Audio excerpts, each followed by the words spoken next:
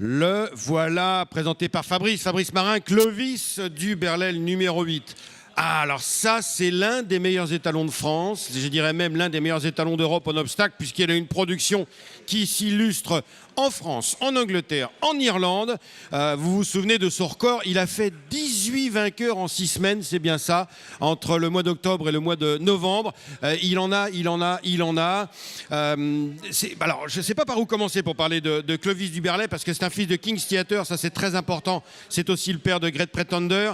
Il a fallu se gratter les cheveux pour choisir la course de référence, tellement il y avait de choix, parce qu'il y a Légende du Limoges qui s'impose ici dans le prix Marc-Anthony, une liste à Auteuil, mais aussi le même jour ou le lendemain, il avait eu Saint-Clovis qui avait gagné une liste de lui à Cheltenham, sur l'hippodrome extrêmement prestigieux de Cheltenham. Lui-même, Clovis du Berlay, a gagné à 3 ans en haie, c'était sur cette épreuve, le prix Saint-Raphaël, épreuve très importante à Compiègne. Il y a 4 ans, il a été l'un des meilleurs 4 ans sur les haies d'Auteuil. Il y a 5 ans, il a gagné sur le steeplechase à Auteuil.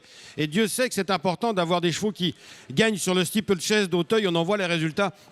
Ensuite, en tant qu'étalon, Caliandra, Static, Esparia, Titi de Paris, Sweet David, ça c'était en 2024. Et cette année, il y a eu aussi Métronomie il y a 3 ans. Il y a eu aussi, bien sûr, notre cher Clovis Desmottes qui s'est imposé l'avant-dernière victoire de Jean-Bertrand de Balanda sur l'hippodrome d'Auteuil. Clovis du Berlay, un cheval, évidemment avec le modèle qui va avec. Il mesure 1,67 m. King's Theatre, la mère par Kayazi, l'une des plus grandes origines de l'élevage du Berlay, l'élevage Lucas qui domine aujourd'hui depuis plusieurs années l'obstacle français. Voici Clovis du Berlay, un cheval commercial qui plus est, qui vous est proposé à 3 800 € la saillie en 2026.